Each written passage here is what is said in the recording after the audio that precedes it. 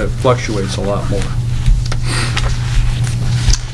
The next page, page 23, I'm sorry, skip 22 and on to 23, shows what our hedged capacity is in terms of risk and whether we're in the risk range or not.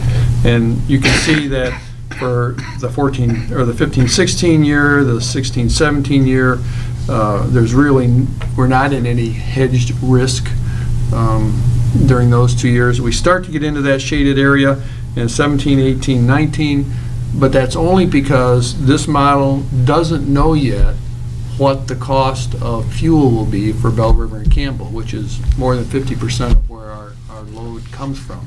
So they can't predict accurately in this model what that's going to be. So from a risk standpoint, they have to put us into that risk area the farther out we get, because we don't know what the cost of that fuel is going to be. But based on, if we go back and look at what the historical data shows, is that we're always operating within our hedged risk plan when we know what the price of that fuel is.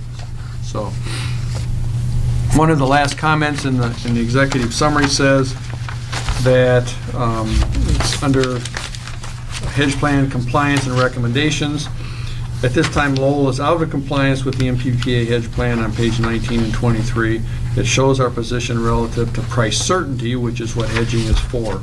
But because of Lowell's substantial positions in Bell River and Campbell, and the fact that those hedges do not count towards price certainty until the fuel is actually acquired, Lowell will remain below the hedge window. If Lowell were to do what logic would tell you in a below hedge scenario, if Lowell were to purchase additional supply, they would only end up selling that supply back to the market, thus increasing your risk of knowing what you're going to get for that when you sell it.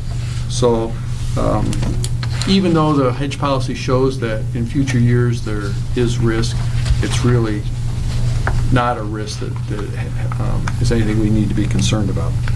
And so it's really just an unknown risk. It's an unknown risk. Because they can't, well, because it's not quantified. It's not quantifiable, exactly. And so they just assume risk, because there's nothing they can assign to, a value they can't assign to it. So. Correct. And so they end up on that in the executive summary with a recommendation. If there was a real issue, they would make a recommendation that we needed to go out and buy more, we needed to sell something, we needed to change our portfolio, whatever. Their recommendation has consistently been, and this comes out every quarter, has consistently for years been, no action required at this time. So even though it looks like there could be an issue in the future, we don't have an issue because of the assets that we own, and MPPA has not made any recommendations to us in terms of changing the way we're doing things. Again, so why won't their model take that into account? I mean, it seems like lots of models are in a similar situation where they have they haven't purchased the fuel yet, and so they can't put that cost into the model. I don't know the details of the model well enough to be able to answer that. All I know is that our position is fairly unique, and the model that they use isn't able to adjust for that particular parameter with the volume of our load being served by just those two major assets, and those being the two major assets that they can't configure that number for. I mean, they could easily put in a guesstimate and try and show us what it could be, but that's more speculation than the data they like to use in the model that they know. So couldn't they run one where they say, here's the assuming 100% risk, and then here's the one where here's our guesstimate risk? That's kind of give us a range that worst case will be this red line, and then guesstimated case would be some little slope down that's right. Yeah, shows that. I'm sure they can do that. Okay. We could give them some parameters to put in there and say, okay, assuming the coal price at Bell River and Campbell goes up 8% each year for the next 5 years, what would the model look like then? So, yeah, we could do something like that. Okay. I mean, I don't know if that's a whole lot of work for them or not, but it's just, if we keep getting the same thing every year, it's just kind of, I don't know, I mean, it's helpful to have this whole thing, I think, overall, but I just kind of wish that this could be kind of corrected to kind of reflect reality. Okay. At least that's what I know in the line of work that I do, that when you're estimating something, you tend to give a range, not a point, just for that reason, is that you say what's worst case, best case, most likely. It's kind of a standard estimate. And there's actually a formula that kind of then tells you what, that kind of integrates and puts it, it gives you a nice range of where your risk or would be. You may be familiar with that, I don't know. But, Yeah, I am. No, that's... and maybe that's just something we do just to add on to this report. Say, okay, well, it's just... All right. So, I don't know, it's just, again... I think that's reasonable. I don't want to take a nice report and put a lot of extra work into tweaking something, but... Right. Oh, I think that's worth looking at. We can do that. And then on page 19... Page 19, okay. They had referenced that chart as well as showing that we are at risk. Is that because the 2015 is up in that zone? Is that the only issue there?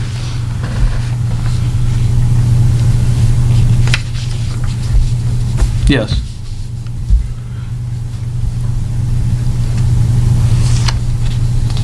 No, I'm sorry.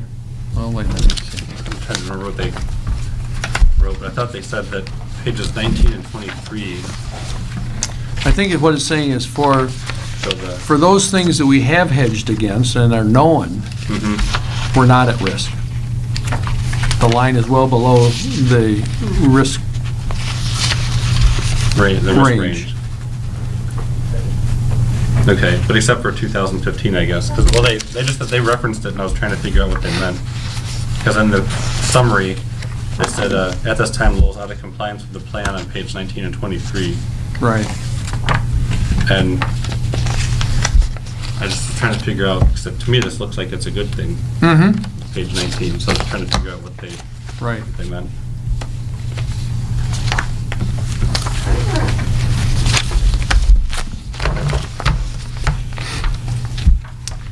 Again, I think what it's showing is that because we don't know what those coal prices are for Campbell and Bell River, we're within our risk policy range currently, because we know what it's going to be for the next year. But the farther out we get, the less certainty we have about what those coal prices would be. So until we know those, the data that they have shows that we would be out of our... Also, we want to be within the gray? We want to be within the gray. The good thing is to be within the gray. So then on page 23, it's actually, we're having issues now until we get into the gray. Well, they're two different graphs. I mean, they're two different issues. Oh, okay. One is, on page 19, we want to be in the gray area. Okay. Because that shows that we're within our hedge plan. The one on 23, page 23, shows that when we're in that gray area, we're out of our hedge plan significantly. Oh, I think maybe it's just titled wrong, because they say against risk range, but really it's, the legend shows that's exposure to market. Right, so we have more exposure, to market in the shaded area. Okay. Because we don't know what those coal prices are. Okay. Okay? Yeah, that makes sense. All right.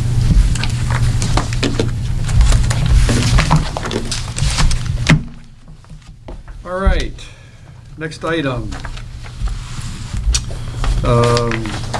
Several months ago, I don't know whether it was 2 or 3 months ago, Perry mentioned that he thought might be a good idea for us to develop some type of a policy that would allow employees to donate a certain amount of their time for civic projects or for activities or programs that would be of benefit to the community.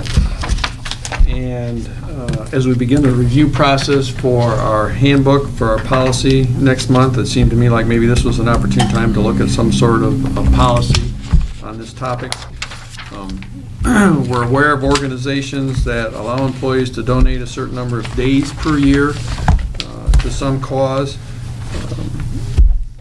Or there's, like we donate time as an organization to the From Food Fight. Those types of things, we allow employees to be involved in that and continue to get their pay while they're working here. So it's just something that has come up. We thought it was worth talking about and maybe discussing how we might develop a policy that would cover the different situations that individuals might want to become involved in, and so that it was fair across the board. We currently have an employee that we pay while they answer fire calls. So that's one passion that somebody has that we're involved in. We have another employee who is in the Army Reserve, and so should that be something that we compensate for as well? If somebody wants to do a work day with United Way, is that something we should support? If somebody wants to do a missions trip to Haiti to help people on a hurricane, is that something we should support? So we just want to talk about what the gamut of that should be and how we could set something up that would be consistent and a value to everyone, as well as to what we do as Lowell Light and Power to help our greater community through service. With that kind of explanation. Well, I was just going to say that's a challenge.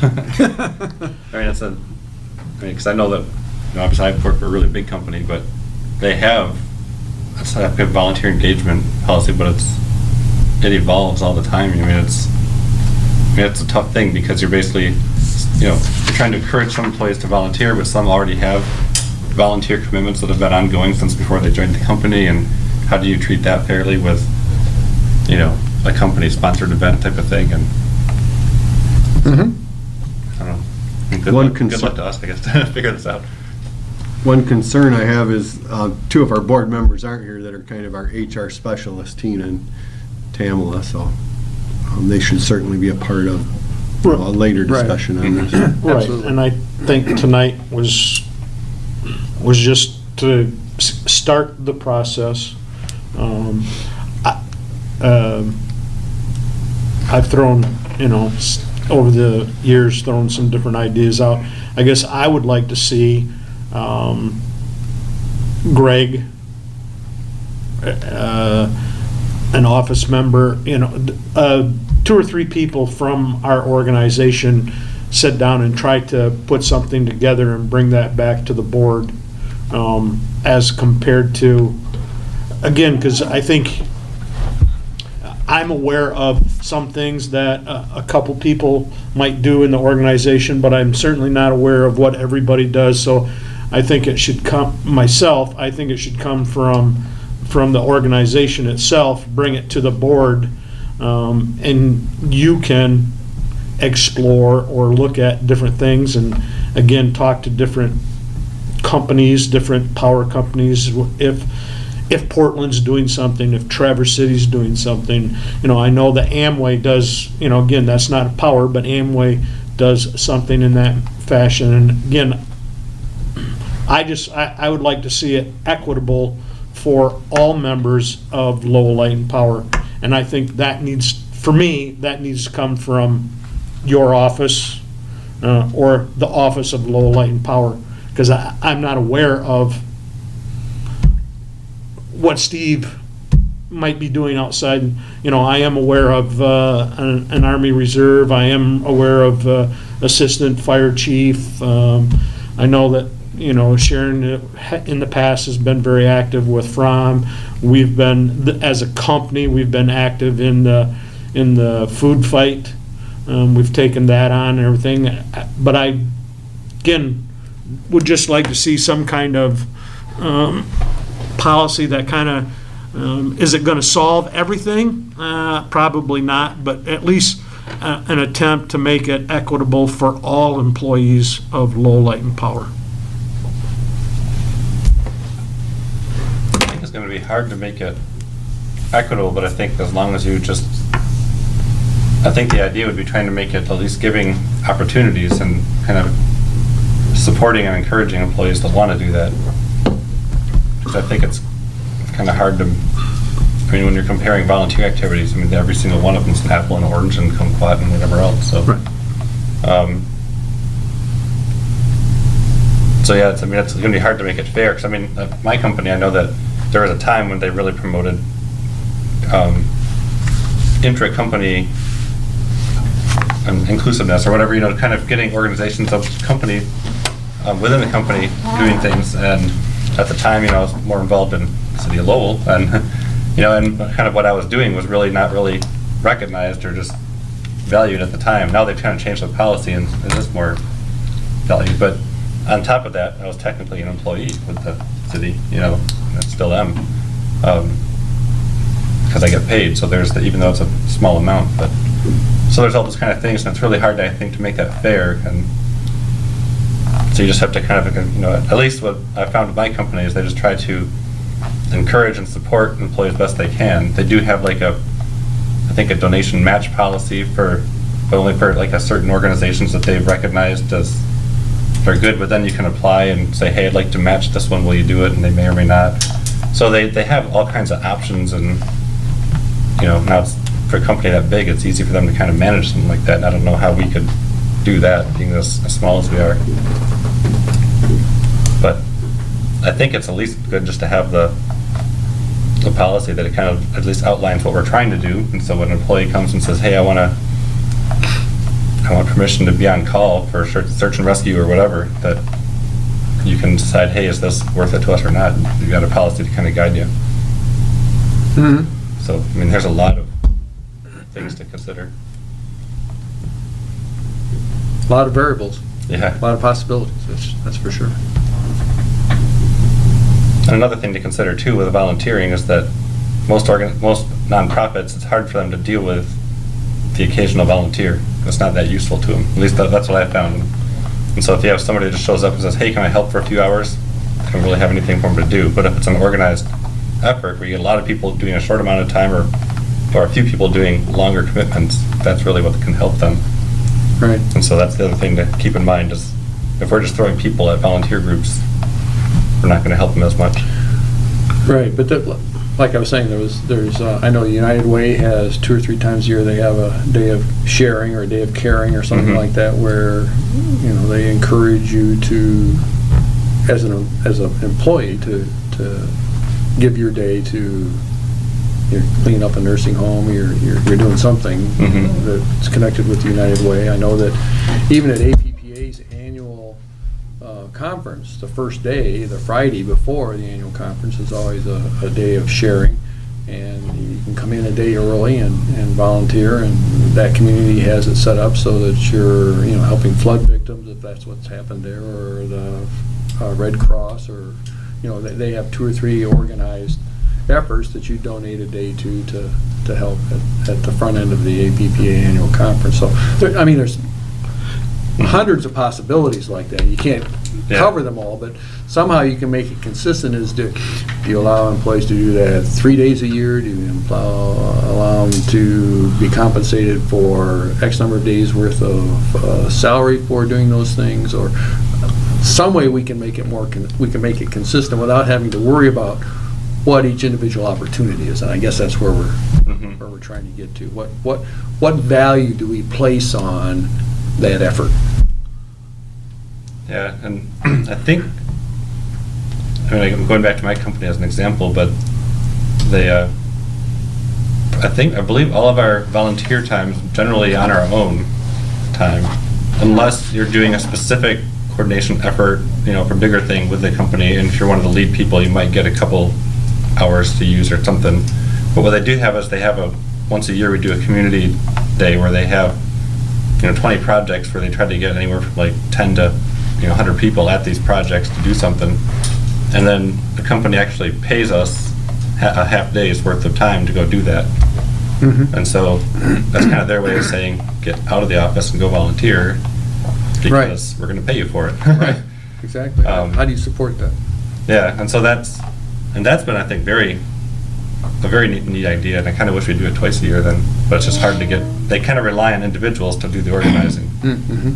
And again, generally on their own time. Right. Aside from like the one overall coordinator might get some hours for this, but, because I've often thought about if I could try to get a project around here organized, but again, that takes my time.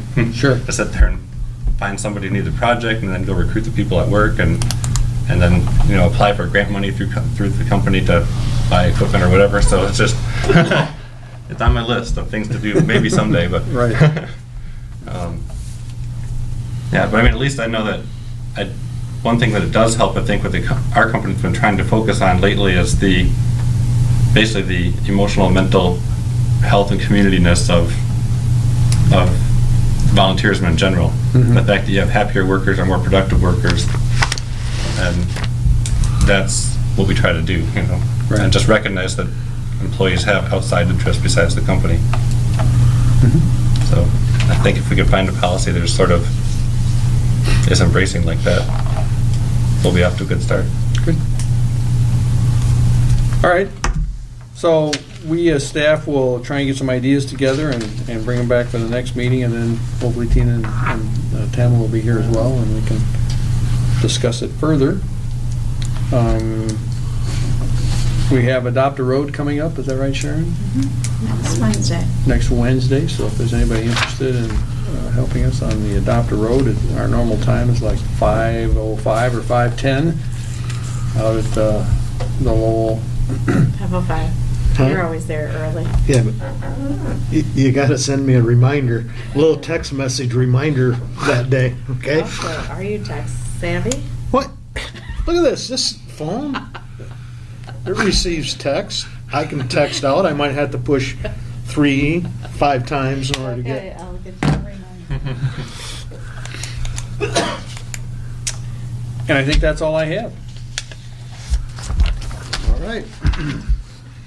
We have the schedule of meetings in your packet. And complaint register, no new complaints. Congratulations to staff. Next Light and Power Board meeting is Thursday, May 14th. And that brings us to board comment. Andrew, we'll start with you. I've got no comments this time. Perry. Yes, I have some comments. And this is out on some blogs, some different things have been said about Lowell Light and Power. And I just want to mention, I believe the direction is that Lowell Light Power is going in the right direction. An example, in the past been criticized combustion turbines and different things, but whether it comes to fruition or not, but if you leave the Grand Rapids Press and some things we talked about today, utilities warn of electricity shortage in the year 2016, and we've positioned ourselves, Lowell Light and Power, to not to have our constituents, our customers, have to worry about whether they're going to get power or not. And it's because of the combustion turbines that we're in the process of getting up and running. The biodigester, again, seeing that it looks like Schneider is going to move towards 20% renewable. And again, we will be meeting or exceeding those numbers. We're ahead of the curve. And I think that's what this board and Lowell Light and Power does, is to be ahead of the curve. And the mention about, tonight's mention that, there's no new coal permits that have been applied for new coal. This article talks about Muskegon going down, being turned off, some different things. And again, as Greg mentioned, Greg Canfield and Greg Pierce, to build some of these things, it's 10 years out, 4 years out, 5 years out. So we at the Lowell Light and Power have planned ahead and looking for the future of our customers. The Granger, and I'm just going to list the Granger project of that we're a part of, that we became a part of just before you came on board. 2008. And those are the things that we have to look at out, we get criticized for some things that we might be doing, but again, we're looking for the welfare of our customers and the city of Lowell, and we have to plan not just what's going to happen next year, but we have to plan that's going to happen 5 years from now, 10 years from now, 20 years from now. And so, yes, do we make some tough decisions? Yes. But I think all those decisions have been for the benefit of our customers. We're part of a project in the AMP Fremont project in Ohio. Again, as we went over our portfolio tonight and our hedge fund, what we're doing those things to keep ahead of the curve. So again, we certainly can be criticized, but I believe that this board and this organization, from our linemen to our office staff to our general manager, is doing an excellent job. And again, we're moving forward and putting the best light on any situations that we have. With that, the other thing that I do want to mention to the general public is street lighting. This last 2 weeks, received a letter from a concerned citizen here in Lowell about what the street lights on Main Street, leave them alone, don't do anything with them. And I called that person and let that person know, and I just want the other citizens to know, Lowell Light and Power does not decide what the street lights, what we do on Main Street, or any of the street lighting throughout the city. That is all through the council, the city, and the DPW. Yes, we maintain them, but we're told, okay, there's a light out at the corner of Hunt and Lincoln Lake, whatever the case may be. Our guys will then go up and take care of that. But the decisions of where we put lights on Main Street and street lighting is out of Lowell Light and Power's hands. And I just wanted the public to know that. With that, things are going, I think, going in the right direction for Lowell Light and Power, and hope to continue in that direction. Thank you. Thank you, Perry. Mr. Mayor. If I could transition that by saying that I think the lights have all been reconnected so that all the lighting is working now. It was an experiment, and the evaluation process is yet to be done, but my guessing is that we're just going to leave them on and leave them alone. But anyway, tonight also, as we speak, Girls' Night Out by the Chamber of Commerce is going on, and the Chamber of Commerce has their annual dinner coming up in May, where they recognize various businesses in the community, and as well as the Person of the Year, Rick Cease, and our congratulations to Rick. And we've hired a interim DPW director, a gentleman by the name of Ron Woods. He'll be taking over shortly, working with Dan. Dan will retire in the middle of May. And that's pretty much everything that we've got going on, I think. So, thank you. All right. I have no comments. I echo Perry's. I think Lowell Light and Power and the staff especially, have done a great job and offered the board options, which I think good decisions were made, and Lowell Light and Power is in a great position. And with that, I entertain a motion to adjourn. I move to adjourn. I'll support. All those in favor signify by saying aye. Aye.